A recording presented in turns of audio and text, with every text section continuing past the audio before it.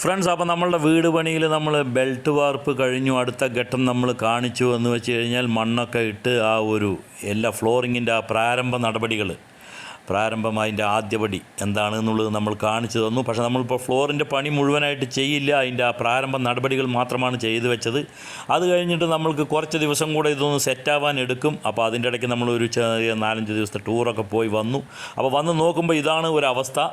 അപ്പോൾ നമ്മൾ അസ്ഥിവാരത്തിൻ്റെ ആ ഒരു തറ കെട്ടിയതിന് ശേഷം അതിൻ്റെ മുകളിലേക്ക് പിന്നെയും ഒരു 10 സെൻറ്റിമീറ്റർ കനത്തിലാണ് നമ്മളുടെ ഈ ഒരു ബെൽറ്റ് വാർപ്പ് നടത്തിയിരിക്കുന്നത്. അപ്പോൾ അതിൻ്റെ ഏകദേശം അത്രയും കനത്തിൽ തന്നെയാണ് നമ്മൾ മണ്ണിട്ടത്. പിന്നെ അത് വെള്ളവും എല്ലാം ഒഴിച്ച് അതിനെ ഒന്ന് അമർത്തണം. അപ്പോൾ ഈ ഒരാഴ്ച കഴിഞ്ഞിരിക്കുന്നു. അപ്പോൾ ഈ ഒരു വിധത്തിൽ അത് പതുങ്ങി അമുങ്ങി ഇരിക്കുന്നുണ്ട്. പക്ഷേ ഇനിയും പോരാ, ഇനിയും കുറച്ചും കൂടെ താഴണം, ഇനിയും കുറച്ചും കൂടെ ഉറപ്പുള്ളതാകണം. അപ്പോൾ നമ്മൾ ദിവസവും അതിനെ വെള്ളമൊഴിച്ചിട്ടും എല്ലാം അതിനെ നല്ല ഉറപ്പുള്ളതാക്കി അതിനെ ഒന്ന് അമർത്തി ആ ഒരു കുറച്ചുകൂടെ താഴ്ന്ന ലെവലിലേക്ക് ആ മണ്ണ് എത്തിക്കും. അതിന് ശേഷമാണ് അവിടെ ഫ്ലോറിങ്ങിൻ്റെ പണികൾ ആരംഭിക്കുക.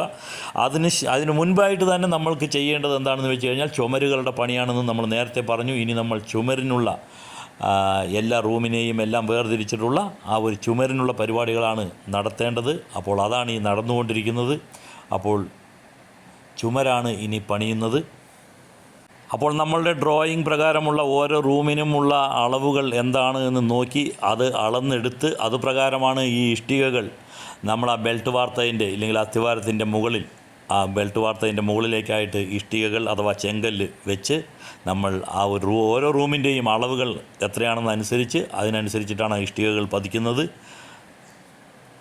അങ്ങനെ നോക്കുമ്പോൾ ഏകദേശം നമ്മൾ ബെൽറ്റ് വാർത്തതിൻ്റെ ഏകദേശം മധ്യത്തിലായിട്ട് വരും ഇഷ്ടിക. ഒരു ഇഷ്ടിക നീളത്തിൽ വെച്ചാലുള്ള ആ ഒരു നീളത്തിലാണ് നമ്മൾ ചുമരുകൾ പണിയുന്നത്. അപ്പോൾ അതുപ്രകാരമാണ് നമ്മൾ ഇഷ്ടിക പതിച്ചു കൊടുക്കുന്നത്. നിങ്ങൾക്ക് നമ്മളുടെ വീഡിയോയിൽ നിന്നും അത് വ്യക്തമാകുന്നുണ്ടാവും.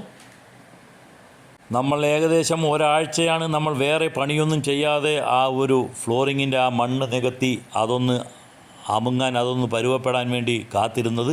അതിനുശേഷമുള്ള ഇത്തരം പണികൾക്കൊന്നും മെഷീനറിയുടെ ഉപയോഗം നമുക്ക് കിട്ടില്ല. നമ്മൾ മാനുവലായിട്ട് നമ്മൾ ജോലിക്കാർ തന്നെ ഇത് നിർവഹിക്കണം. അതുകൊണ്ട് ഇതിനും കുറച്ച് സമയമെടുക്കും. അല്ലാതെ പെട്ടെന്ന് ഒരു ദിവസം കൊണ്ടൊന്നും നമ്മൾക്ക് ഇത്തരം എല്ലാ റൂമുകളുടെയും ചുമരൊന്നും പണി ചെയ്ത് തീർക്കാൻ പറ്റില്ല. അപ്പോൾ ഇത് കുറച്ച് സമയം എടുക്കും. 1-2 ആഴ്ച സമയം ഇതിനെടുക്കാം.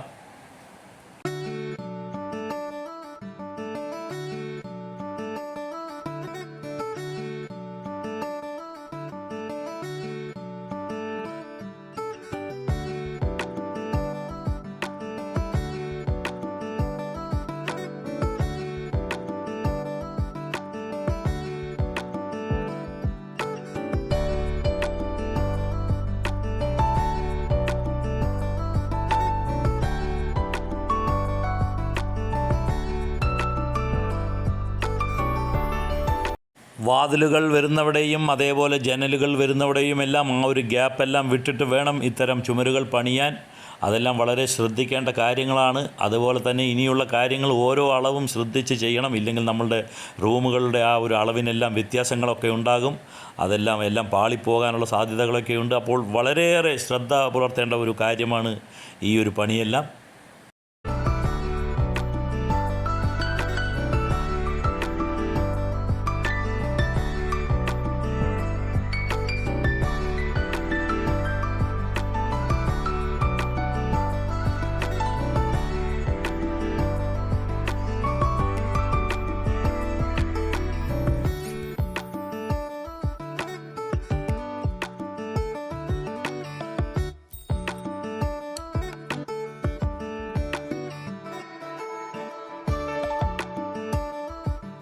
പണ്ടൊക്കെ വീട് പണി എന്ന് പറയുന്നത് വലിയൊരു കടമ്പയായിരുന്നു. എന്ന് വെച്ച് കഴിഞ്ഞാൽ വർഷങ്ങൾ ചിലപ്പോൾ എടുത്തു എന്ന് വരാം.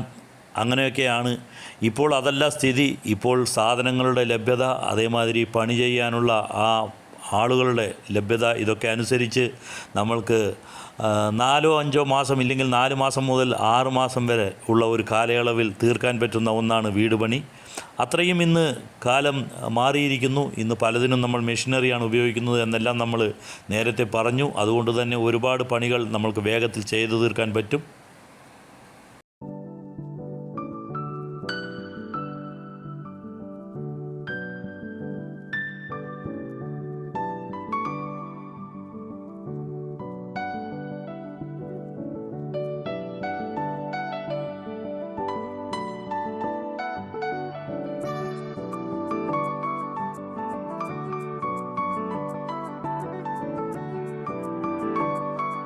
ഫ്രണ്ട്സ്, നമ്മൾ ഓരോ ദിവസങ്ങളിലായാണ് നമ്മളുടെ ഈ ഒരു ചിത്രീകരണം ക്യാമറയിൽ നമ്മൾ ഇതെല്ലാം എടുക്കുന്നത്. അപ്പോൾ ഓരോ ദിവസത്തിൻ്റെയും ആ ഒരു പുരോഗതിയാണ് ഈ കാണുന്നത്.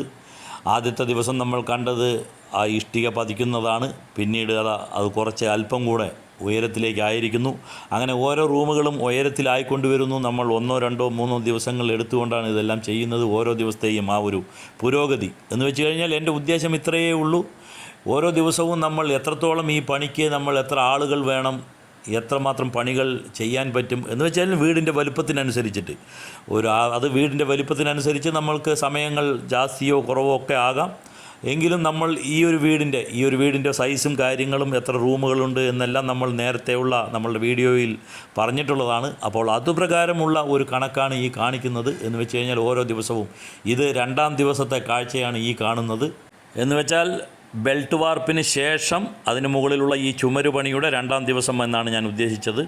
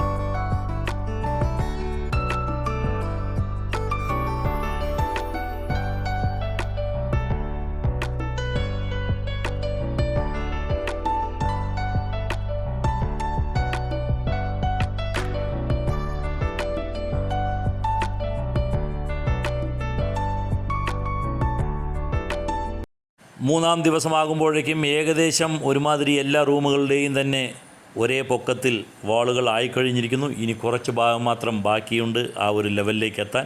പക്ഷേ ഇതിലും കൂടുതൽ ഉയരത്തിലാണ് ഇത് ചെയ്യേണ്ടത്. ഏകദേശം 7 അടിയോളം ഉയരത്തിലാണ് നമ്മളുടെ ഈ ഒരു ചുമരിൻ്റെ സൈസ് വരിക. അതിന് മുകളിൽ പിന്നെ ലിൻഡൽ വാർക്കണം. ആ ലിൻഡൽ എന്താണ് എന്നെല്ലാം പിന്നീട് നമ്മൾ പറയുന്നതായിരിക്കും.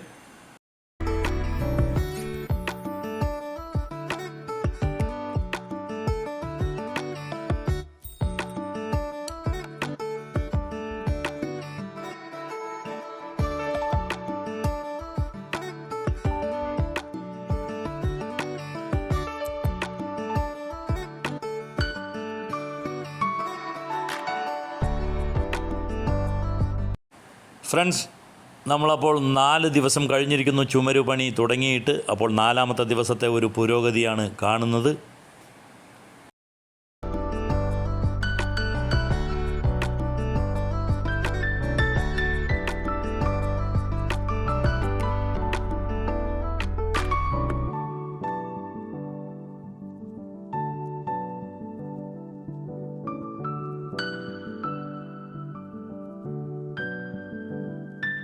ഇപ്പോൾ നമ്മൾക്ക് ശ്രദ്ധിച്ചാൽ അറിയാൻ പറ്റും, എല്ലാ റൂമുകളും തന്നെ ഒരേ ഉയരത്തിൽ ഉയർന്നുകൊണ്ടിരിക്കുകയാണ്, കെട്ടിക്കൊണ്ടിരിക്കുകയാണ്. എല്ലാ റൂമും ഒരേ ഉയരത്തിൽ തന്നെ വന്നിരിക്കുന്നു.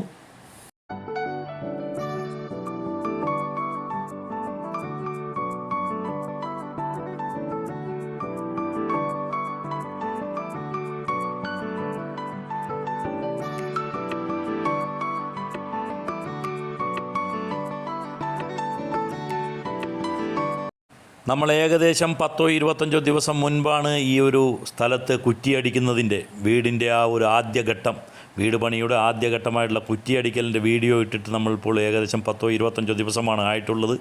എന്ന് വെച്ച് കഴിഞ്ഞാൽ നമ്മൾ 10-25 ദിവസത്തെ ആ ഒരു വീട് പണിയുടെ പുരോഗതിയാണ് ഈ കാണുന്നത്.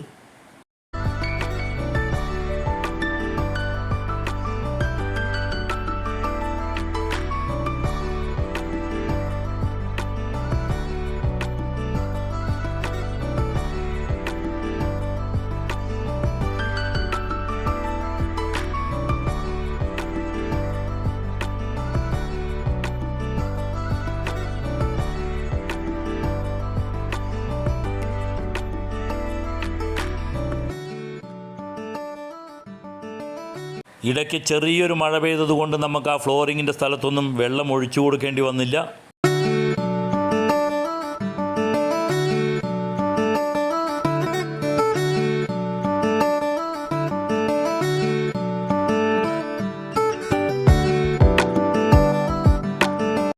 ഫ്രണ്ട്സ്, അപ്പോൾ 4, 5, 6 ദിവസങ്ങളെല്ലാം കഴിഞ്ഞു. ഇത് 7ാമത്തെ ദിവസത്തെ ഒരു കാഴ്ചയാണ് കാണുന്നത്. എന്ന് വെച്ച് കഴിഞ്ഞാൽ ഒരാഴ്ച സമയം കൊണ്ട് ഇത് ഒരുവിധമെല്ലാം കുറച്ച് ഭാഗങ്ങളെല്ലാം അതിൻ്റേതായിട്ടുള്ള അളവിൽ തന്നെ പണി ചെയ്ത് കഴിഞ്ഞിരിക്കുന്നു. ഇനിയും കുറച്ച് ഭാഗം കൂടെ ബാക്കിയുണ്ട്.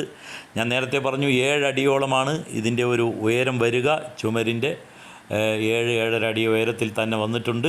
അപ്പോൾ അതിൻ്റെ മുകളിലാണ് നമ്മളിനി ലിൻഡൽ എന്ന് പറഞ്ഞിട്ട് ലിൻഡൽ വാർക്കുക. അത് ഉടനെ തന്നെ നമ്മൾ ചെയ്യും. ഇത് എല്ലാ റൂമിൻ്റെയും ഉയരം ഒരേമാതിരി ആയിക്കഴിഞ്ഞാൽ നമ്മളിനി ലിൻഡൽ വാർക്കുക എന്നുള്ള ഒരു പരിപാടിയാണ്. എന്താണ് ലിൻഡൽ വാർക്കുക എന്ന് പറഞ്ഞാൽ, അത് എന്തിനാണ് ചെയ്യുന്നത്, അത് എങ്ങനെയാണ് ചെയ്യുന്നത് എന്നെല്ലാം നമ്മൾ അടുത്ത വീഡിയോയിൽ അത് ചെയ്യുന്ന സമയത്ത് കാണിക്കുന്നതായിരിക്കും. നമ്മളുടെ ഇന്നത്തെ വീഡിയോ നമ്മൾ ഇവിടെ നിർത്തുകയാണ്. അപ്പോൾ ഈ ഒരു വീഡിയോ നിങ്ങൾക്ക് ഉപകാരമായി കാണുമെന്ന് വിചാരിക്കുന്നു. നമ്മളുടെ വീഡിയോ ഇഷ്ടമായെങ്കിൽ നമ്മളുടെ ചാനൽ ആദ്യമായിട്ട് കാണുന്നവർ ഇതൊന്ന് സബ്സ്ക്രൈബ് ചെയ്യുക. എല്ലാവരും തന്നെ ഇതൊന്ന് ലൈക്ക് ചെയ്യുക. എല്ലാവരും ഈ വിവരം ഷെയർ ചെയ്ത് മറ്റുള്ളവരിലേക്ക് കൂടെ എത്തിക്കുക. അടുത്ത ഒരു വീഡിയോയുമായിട്ട് വരുന്നവരേക്കും ബൈ, എൻജോയ്.